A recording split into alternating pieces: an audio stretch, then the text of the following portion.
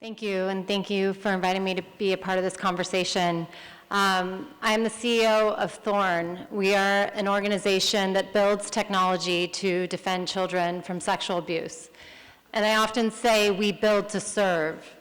We build first to serve the child, and then we build to serve this community.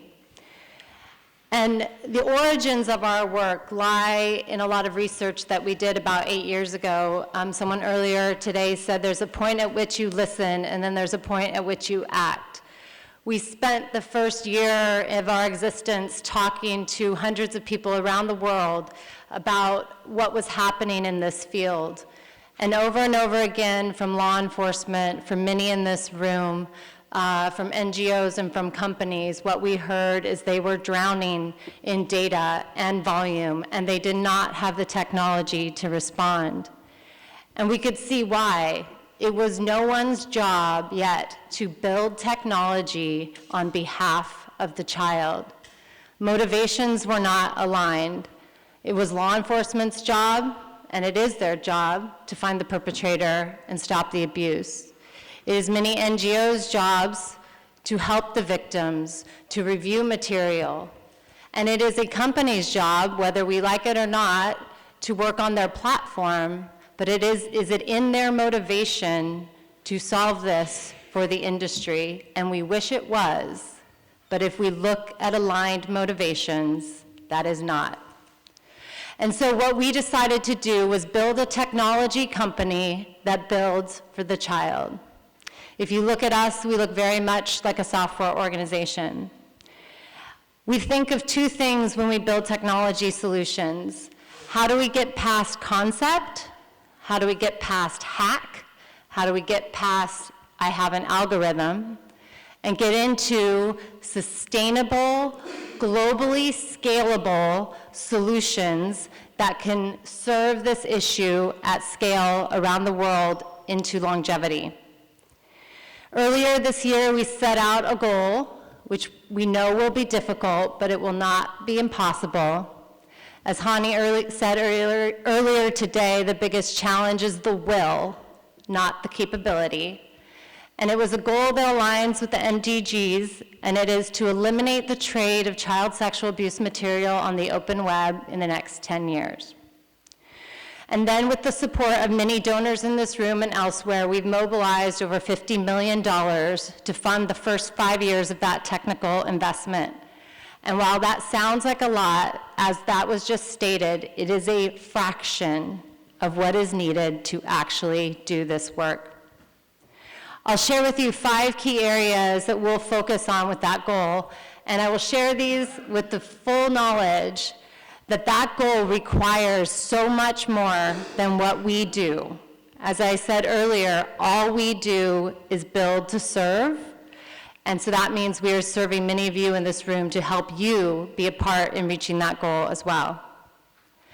The first area of work is we build tools for law enforcement to reduce the time it takes to find a victim of child sexual abuse online. We have 2 products that are used in 55 countries around the world today. One to help identify child sex trafficking victims sold online, and the other to help identify victims of child sexual abuse material in the dark web. Using data at scale and additional algorithms, we've reduced the time it takes to find victims in these environments by more than 60%, have helped identify more than 10,000 child victims, and are used by over 10,000 officers in 55 countries. But we have much more to do. Our second area of investment is building scalable software solutions for companies. We had 5 companies represented today here. We talk a lot about how the National Center had more than 48 million images and videos of child sexual abuse material reported last year. That was just from 12 companies.